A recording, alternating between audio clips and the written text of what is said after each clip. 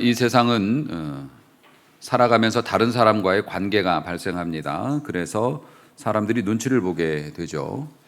자동차를 살 때 승차감을 되게 중요시 여기지만 요즘에는 승차감 못지않게 중요한 게 하차감입니다. 내렸을 때 사람들이 나를 어떻게 볼까, 이 차에서 이걸 굉장히 중요하게 여기죠. 사람들과의 관계에 민감하기 때문에 지금 정부에서 코로나 이제 안정이 되니까 거리에 다닐 때는 마스크 안 써도 된다고 얘기했지만 마스크를 안 쓰는 사람은 거의 없습니다. 그렇죠? 그러면 언제부터 거리에서 마스크를 안 써도 되는 날이 올까? 요거는 여름이 지나면 됩니다. 여름에 죽도록 더우면 이제 벗는 사람이 늘어나죠. 요즘에는 법이 그렇게 허용됐다고 해도 마스크 벗으면 이렇게 봅니다. 그런데 이제 더워가지고 못 쓰게 되면 벗는 사람들이 늘어나면 이제 쓰고 다니는 사람들이 눈치를 보게 됩니다. 왜냐하면 우리 다 벗고 있는데 쟤 혼자 쓰고 있다는 건 너 코로나 걸렸냐? 이제 이런 눈치를 줄 수가 있어요. 그럼 이제 할 수 없이 벗는 겁니다. 그만큼 사람은 다른 사람과의 관계에 대해서 민감하죠. 특히 외적으로 드러나는 것에 민감하기 때문에 미용을 위해서 쏟는 또 치장을 하기 위해서 쏟는 그런 정성과 노력들이 대단하고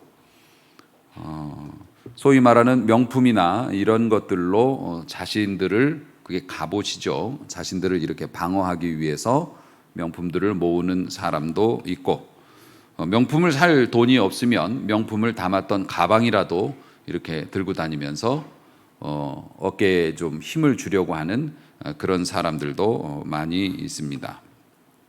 그 이외에 예를 들자면 한도 끝도 없기 때문에, 그래서 사람들은 어떤 사람을 딱 볼 때 첫 인상이 있고요. 그가 어떤 옷을 입었는지, 어떤 용모를 가졌는지, 또 어떻게 말을 하는지 들으면서 그 사람에 대한 평가를 하게 됩니다.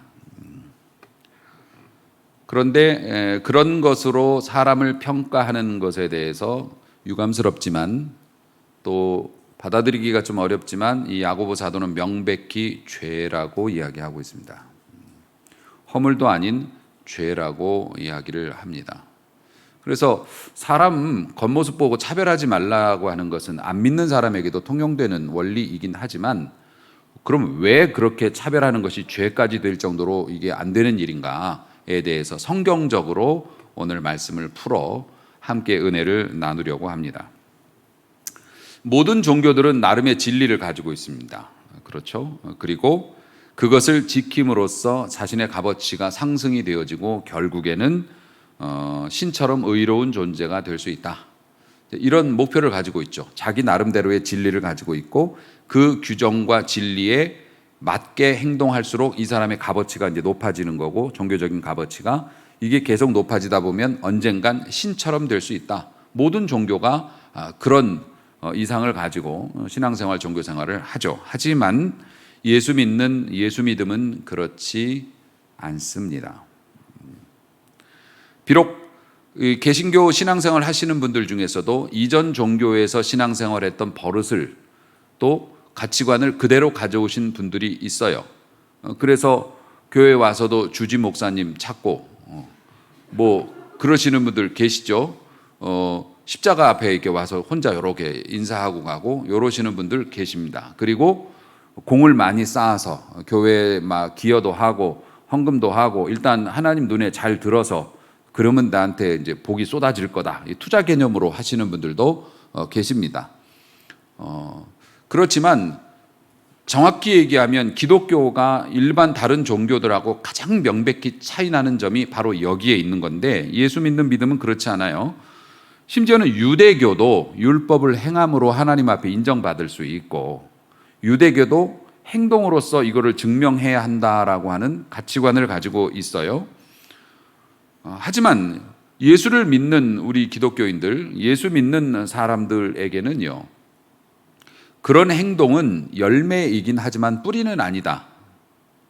나무가 뿌리가 있어야 되는 것 아닙니까? 이 뿌리는 뭐냐? 예수 그리스도를 믿는 믿음으로 의인이 되는 것이다.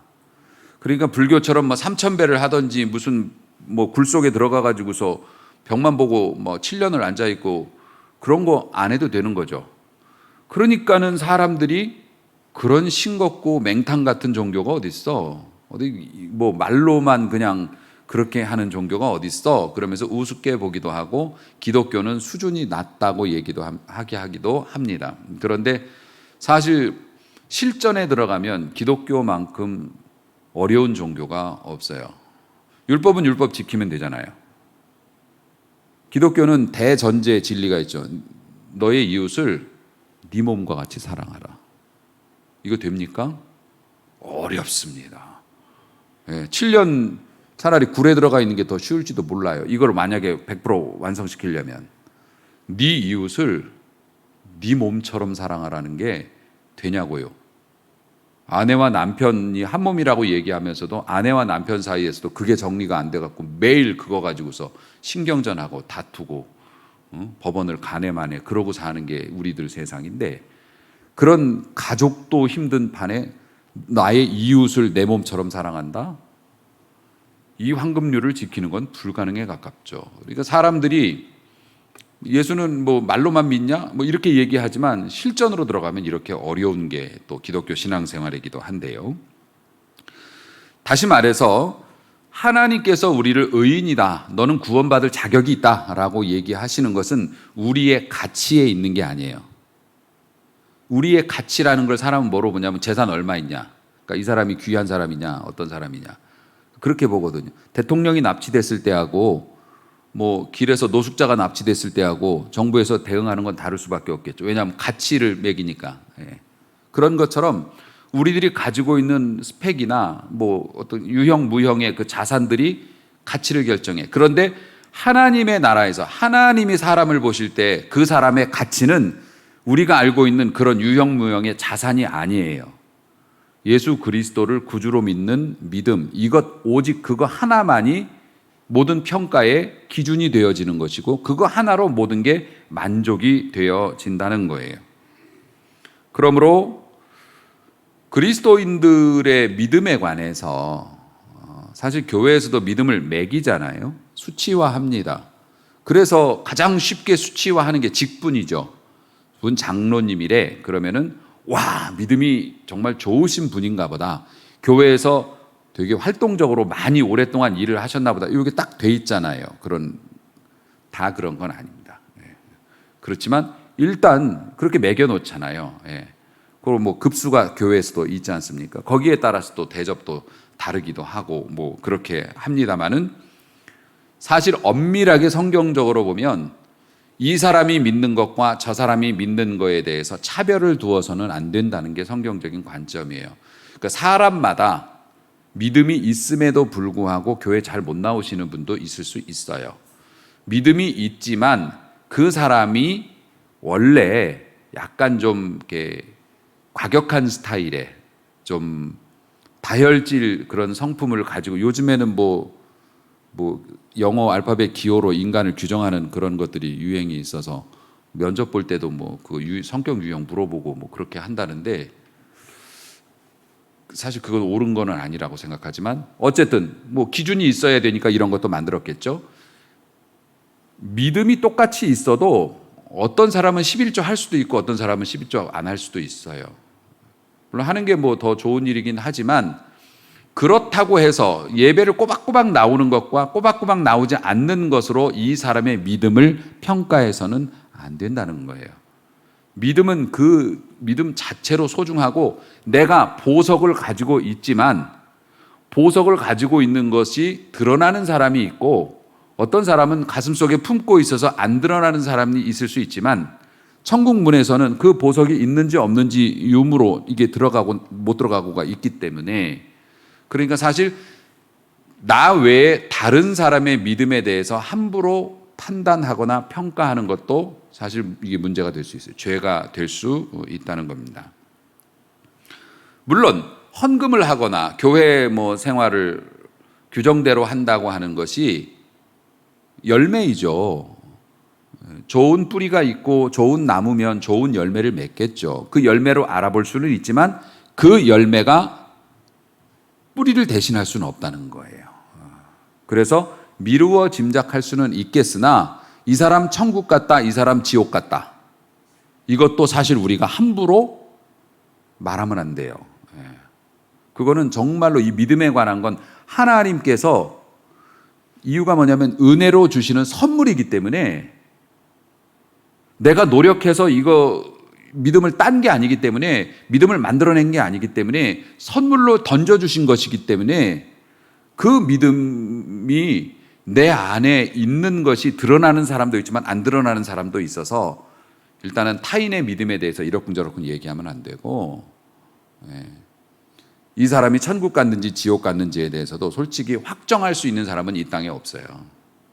그러려니 할 수는 있겠지만 목회자도 그 사람의 심령 속을 들어가 보지 않았기 때문에 말할 수 없는 거라고요.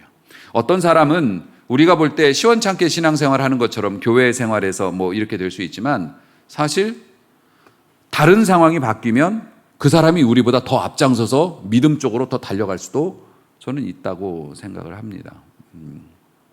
자, 이거는 뭐 넘어가도록 하겠고요. 그래서 오늘 본문에 보면 교회 안에서 이런 차별이 있는 거에 대해서 아주 리얼하게 설명을 하고 있죠. 금가락지에 금목걸이하고 화려한 명품 옷을 입은 사람이 들어오고 그 뒤에 그지같이 생긴 사람이 들어왔습니다. 그랬더니 그 사람을 극진하게 부자처럼 차려입은 사람을 대접해서 여기 좋은 자리가 있으니까 여기 앉으세요 이러고 그지같이 옷 입고 들어온 사람은 또 언제 왔어? 뭐 저기 서 있든지 아니면 요 밑에 쪼그리고 앉아 있든지 그렇게 해. 교회에서 그러는 게 말이 되겠느냐? 그렇게 차별하면 안 된다라고 말씀을 해요. 그러면은 사람들은 왜 부자를 환대하고 가난한 자를 박대하는가? 말씀드렸다시피 가치관 때문에 그래요. 가치관. 그러니까 요거를 야고보 사도가 꼬집고 있는 거예요. 사람이 가치관이라는 게 있잖아요. 중요한 것과 덜 중요한 것이라고 하는 그 기준이 우리 모두에게 있거든. 그래서 우리의 가치관, 세속적인 가치관으로 보면 부자가 나에게나 우리에게 유익을 줄 수 있을 것이다라는 희망을 갖거든요. 나에게 도움이 될 수 있을 것이다. 어떤 형태로든. 가난한 자는 도움이 되기는커녕 나한테 부담을 줄 수 있는 사람이다. 이런 가치관이 있단 말이에요. 그렇기 때문에 자연스럽게 부자에게 환대하고 가난한 자를 제대로 대접하지 않게 되는 거예요. 불신자의 세계에서는 이것이 일반적이고 상식적이에요. 그렇죠? 그게 정상이라고 봐요. 정상이라고 봐요. 뭐 세상에선 그렇지 않습니까?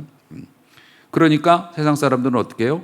겉으로 보이는 것들을 두르기 위해서 무리해서 자동차를 무리해서 명품을 무리해서 뭘 해. 이런 식으로 하면서 거기에 얽매여서 서로 치고받으면서 살아가고 다 같이 그렇게 행복하지는 않아요. 네. 그런데 공동체 안에서 예수 믿는 교회 안에서는 그런 차별이 있으면 안 되는 이유가 뭐냐면은 우리의 값어치가 전에 말씀드렸잖아요. 우리의 값어치가 외모나 가진 것에 있는 게 아닌 것이 성경적이기 때문에 그래요. 전에 말씀드렸죠. 여러분 한 사람의 영혼의 값어치가 얼만큼 이 지구 한 덩어리하고 맞바꿔도 충분히 맞바꿀 만큼 우주와 만물을 지으신 하나님께서 인간의 몸을 입고 나를 위해 죽으러 오셨어요. 날 살리시려고. 그 정도로 귀해요. 그 정도로 귀합니다. 그런데 거기에다가 비싼 자동차 하나 있으나 없으나 하나님께서 보실 땐 뭐라고요? 먼지 티끌만큼도 아닌 거죠. 그 값어치에 비하면. 그러니까 하나님의 시선으로 보면 여러분들은 뭐예요? 온 세상과도 맞바꿀 수 없는 소중한 보석들이 여기에 있는 거예요. 여러분이 가진 집이나 차는 어떤 거예요?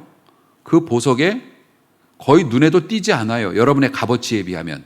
그런 것이기 때문에. 그런데 우리들은 그 영혼은 눈에 보이지도 않고 영혼의 소중함은 보이지도 않고 그 사람이 가진 정말 아무것도 아닌 값어치, 그것을 우리는 절대적으로 보고 숭상하잖아요. 숭배하잖아요. 그러니까 이것이 하나님의 생각과 너희의 생각이 다름을 증명하는 거기 때문에 교회에서 그런 차별하면 안 된다고 얘기해요. 근데 물론 또 차별을 하게끔 하는 경우도 있습니다. 네. 교회 목사님들은 항상 그런, 저도 얼마 전에도 또 그랬는데 굳이 모르는 분이 와가지고 담임 목사님을 만나고 싶대. 전도사님은 안 돼. 꼭 담임 목사님을 봐야 된대. 그래가지고 무슨 막 회의하다가 전도사님이 하도 2번, 3번 와갖고 꼭 만나 뵙고 가야 된다고 막 그러니까, 또 저희 같이 이렇게 규모가 크지 않은 교회에서는 되게 중요하죠. 한 분 한 분이 더 중요하죠. 그러니까 또 청을 그렇게 하는데 무시할 수가 없어서 왔어요. 무슨 일이신가요? 그랬더니 일단 앉으래요. 금수상한 거야. 일단 앉으면. 일단 앉으래요. 앉았더니 자기는 뭐 전라도 어느 교회 무슨 권사인데 지금 목사님을 비롯한 많은 교회 목사님들이 믿고 있는 것이 다 거짓이라는 것을 알려주고 싶어서 왔대요. 이런 개척교회 처음 할 때 성도가 아무도 없는데 너무 막 그래요. 근데 교회 전화번호 있잖아요. 전화번호로 이제 전화가 와요. 자기는 어느 교회 뭐 신자인데 목사님과 상담할 일이 있어서 꼭 만나고 싶대요. 그럼 또 쎄한 거야.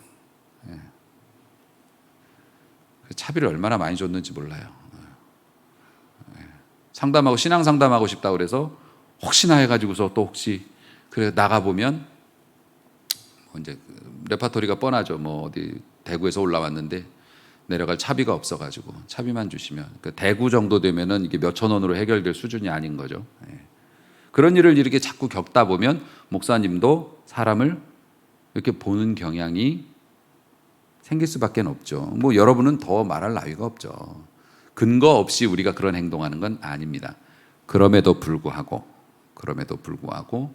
특별히 교회 공동체 안에서, 이건 우리가 믿는다는 사람이만 모여 있는 곳이지 않습니까? 교회 공동체 안에서 그렇게 큰 차별의 모습이 보인다는 건 주의 은혜가 머물지 않는다는 뜻이고 하나님 앞에 죄를 짓는 거라고 이야기하고 있어요.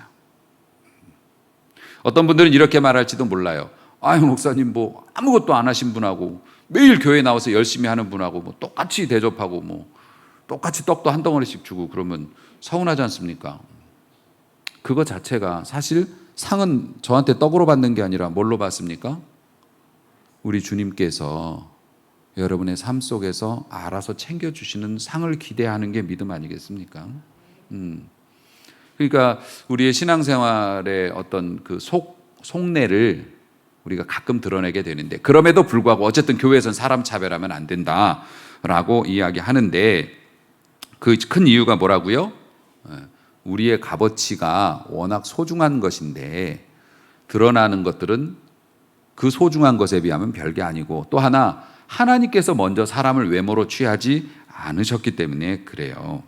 근데 그런 걸 알면서도 우리가 이제 사람을 외모로 판단하는 죄를 쉽게 범하죠.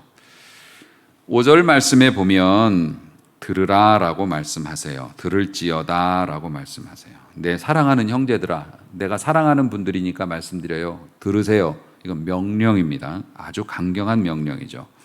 그러면서 뭐라고 말씀하시냐면 세상에서 가난한 자를 택해서 하나님께서 부욕해 하셨다.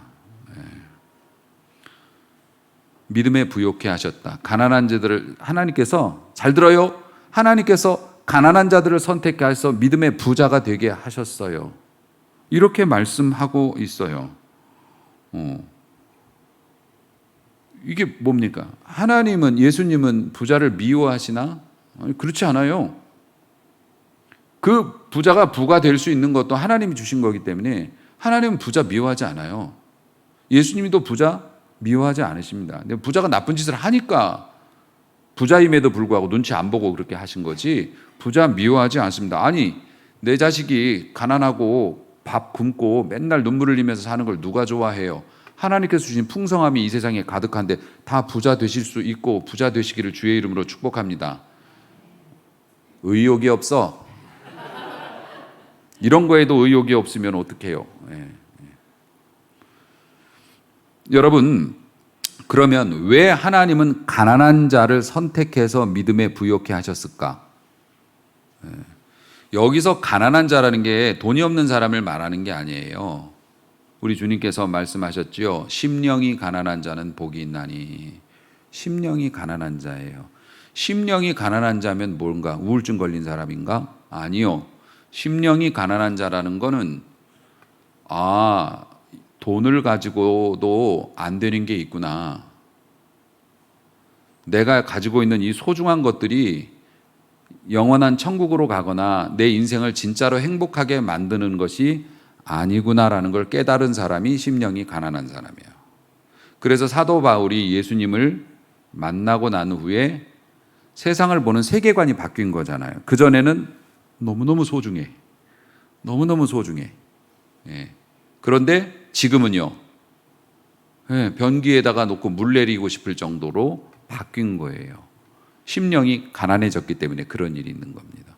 그러면은 사도 바울은 밥 안 먹고 살았나? 왜요? 아르바이트 해가지고서 돈 벌어서 목회비, 활동비 충당했어요. 돈이 필요했죠. 저는 사도 바울이 텐트 만드는 일 뭐 했다고, 아르바이트로 그런 거 했다고 그러는데, 저는 정말 궁금한 게 흥정을 어떻게 했을까?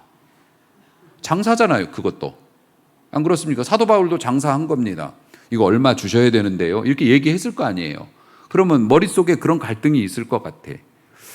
이건 좀 더 받을까?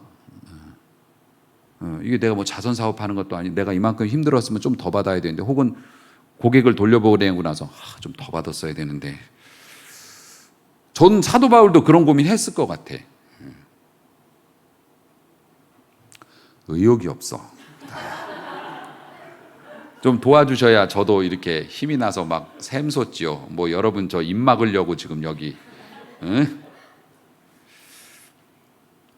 사도 바울도 먹고 살기 위해서 노력했을 거고, 돈을 더 벌려고 애썼을 거고, 아이디어도 막 더 하고, 손님한테 잘 보이려고도 했을 것 같아요, 저는. 하지만 정말 중요한 순간이 오면 뭡니까? 돈은 필요한 것이긴 하지만 내 구세주는 아니야. 그러니까 필요하면 내려놓을 수 있고 양보할 수 있어. 달리되 브레이크는 밟을 수 있다. 이게 뭡니까? 결국 의지할 건 뭔가? 조금 더 벌어가지고서 이걸 채워놓는 것인가? 아니면 눈에는 보이지 않지만, 그리고 현재 나에게 잘해주시지 않아도 하나님께서 내게 잘해주실 것을 믿고 내가 이 물질의 노예가 되지 않는 삶을 선택하는 것인가? 물질의 노예가 되지 않는 삶을 선택하는 자가 누구라고요? 심령이 가난한 자. 그런 사람에게 하나님이 믿음의 부요함을 주셨어요. 잘 믿을 수 있는 사람으로 은혜를 베풀어 주셨다. 아멘. 그러니까 사랑하는 성도 여러분, 믿음이 최고의 값어치라고, 최고의 가치라고 믿는 사람들, 그 심령이 가난한 사람들이 어떻게 될 수 있을까요? 교회 안에서 차별하지 않는 사람이 될 수 있다는 거죠. 차별하지 않는 사람이 될 수 있다는 거죠. 목회하면서 그런 이야기 많이 들어요.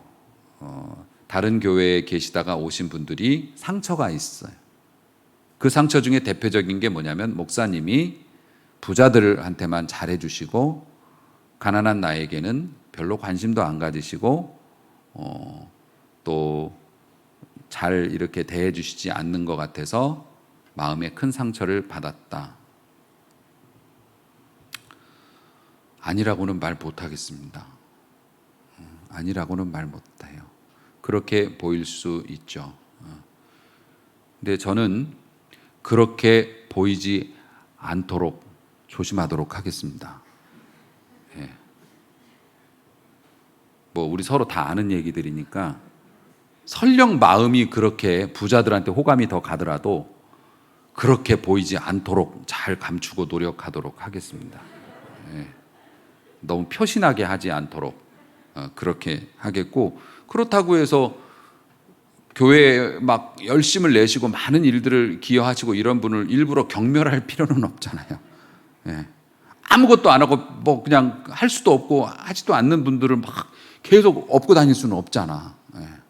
그렇잖아요.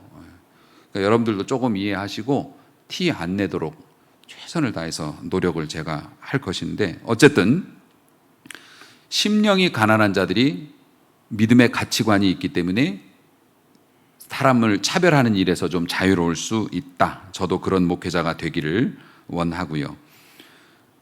뿐만 아니라 우리 믿는 사람들이 사람을 차별하면 안 되는 이유가 하나님이 그렇게 하셨기 때문이고 우리가 원래 귀한 가치를 갖고 있기 때문이기도 하고, 또 하나 뭐냐면 야고보 사도가 1장 11절에서 이런 말씀 주셨어요. 해가 돋고 뜨거운 바람이 불어 풀을 말리면 아침의 영광은 다 사라지는 거죠. 인생의 것들이 그렇다는 겁니다. 젊고 아름답고 이런 것들이 있으나 해가 떠올라서 또 뜨거운 바람이 불어서 풀을 말리면 꽃이 떨어지고 그 모양의 아름다움이 없어지나니 부한 자도 그 행하는 일에 이와 같이 쇠잔하리라. 이 말씀처럼 세상적인 것이 영원한 것이 아니기 때문에 그 사람을 너무 막 이렇게 하려고 하지 말라는 거예요. 다 시간이 지나면 똑같아지는 것이기 때문에, 가치가 없는 것이기 때문에. 결론적으로 오늘 말씀에도 그렇습니다만 가난한 사람을 멸시하는 것은 죄라고요. 정확히 규정하는 거예요. 죄라고. 영원한 생명을 주신 하나님을 멸시하는 것이고, 또 하나님이 주시는 진정한 부요함을 걷어차고 우리가 생각하는 세상적인 부요함에 내 마음을 쏟은 것이기 때문에 하나님을 배신한 것이고, 그래서 우리는 외모로 사람을 취하는 자가 되지 않게 해 주옵소서라고 기도해야 해요.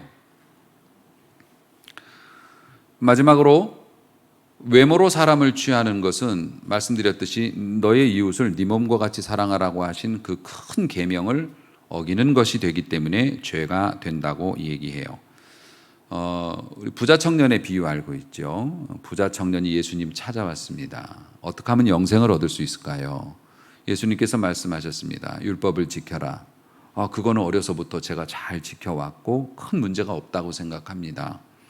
그랬더니 예수님께서 그러면 너 있는 거 다 팔아서 가난한 사람에게 나누어 주고 나를 쫓아와라 라고 말씀하셨어요.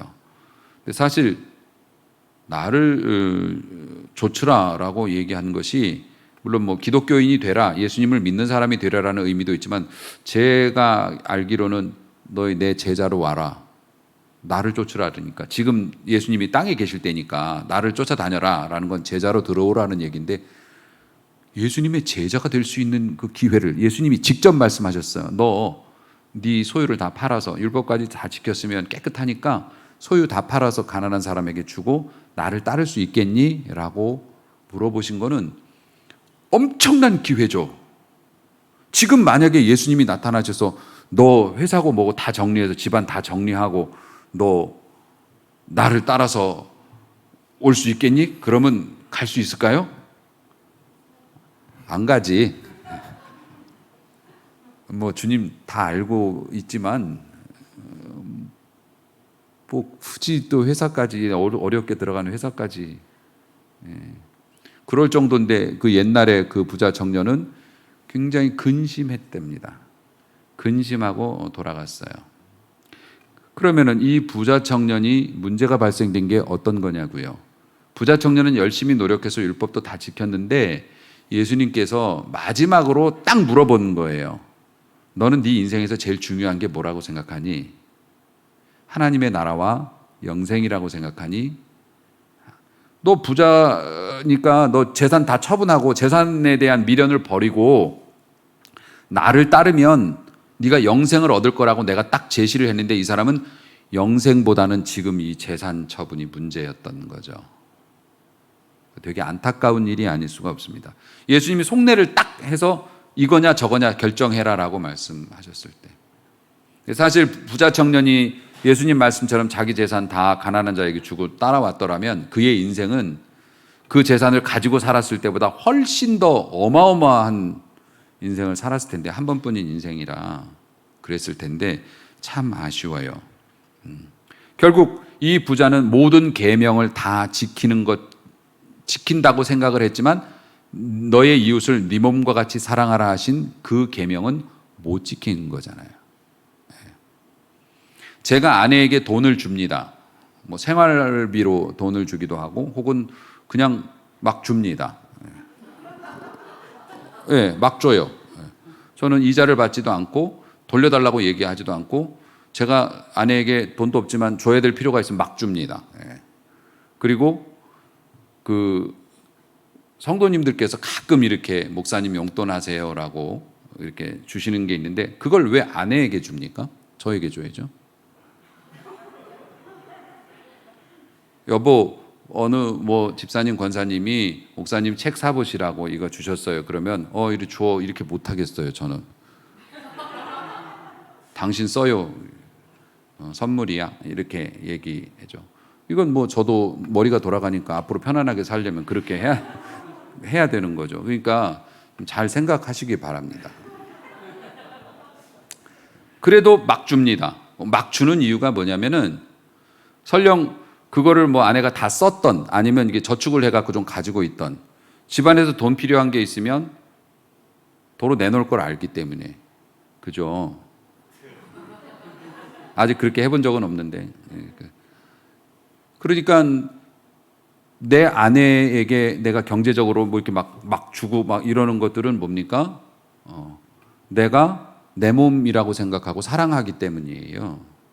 그러니까 줄 수 있는 거잖아요. 그런데 이 부자는 자기의 이웃에 대해서 또 하나님의 나라가 걸린 이 심각한 문제에서 그걸 선택을 못했죠. 그럼 또 이제 예배 끝나고 목사님 저도 돈 좀 주세요. 네. 주 안에서 우리 사랑하는 한 형제, 내 이웃을 내 몸과 같이 사랑하셨으니까 돈 주세요. 저는 뭐 어쩔 줄 모르겠지만 여러분은 저를 자기 몸처럼 사랑 안 하신 게 분명해. 그러니까 부자가 그랬다는 거죠. 사실 여러분 오늘 말씀처럼 내 이웃을 내 몸과 같이 사랑하는 이 율법을 지키면 율법에 저촉될 일이 없다 그러는 거예요. 그러니까 그런데 그 일이 쉬워요, 어려워요, 어렵다는 거. 그렇기 때문에 우리는 기도해야 돼요. 왜냐하면은 성령께서 도와주시면 할 수 있기 때문에 그래요. 그리고 모든 게 때가 있지 않습니까? 또 할 수 있는 기회가 있고 그런 것들을 알고 용기가 나도록 성령께서 가르쳐 주시고 힘 주실 것이기 때문에 일단은 나의 이웃을 내 몸처럼 사랑하는 사람이 되기를 원합니다 라고 여러분이 기도를 해야 성령님이 기회를 주시고 도와주시는 거이기 때문에 여러분이 그런 소원을 가질 수 있게 되기를 주의 이름으로 축복합니다. 그러면 차별의 문제는 자연스럽게 그거는 꺼지라고 하지 않아도 어둠아 물러가라 이렇게 안 해도 불 켜면 어둠은 없어지는 것처럼 내가 그 은혜의 불이 켜지면 차별의 문제니 뭐 이런저런 율법의 문제니 저촉될 일이 없죠. 여러분 차별하는 죄를 범하지 않게 해달라고 기도하시기 전에 심령이 가난한 자가 되게 해달라고 기도하는 한 주간이 되시길 주의 이름으로 축복합니다. 여러분에게 미션 드린 거예요. 한 주간 심령이 가난한 사람 되게 해 주옵소서. 심령이 가난해지면 하나님과 우리 사이를 가로막았던 안개가 걷히고 하나님이 더 선명하게 보이면 우리가 믿음으로 하는 일에 더 힘을 낼 수가 있고 그렇게 믿음으로 행하게 되면 하나님의 기적의 역사가 여러분의 삶에 나타나고 아멘. 부자를 경멸하시는 것이 아니라 부함이 하나님과 우리 사이에 안개로 작용할 수 있기 때문에 걱정하신 거 아니겠습니까? 그렇기 때문에 심령이 가난한 자가 되게 하옵소서. 그리하여 내 눈이 밝아져 하나님께서 명하신 내 이웃을 내 몸과 같이 사랑하는 계명을 이루고 그 계명을 이룬 자에게 주시는 하늘과 땅의 축복을 받게 하옵소서. 놀라운 경험하시기를 주의 이름으로 축원합니다. 기도합니다.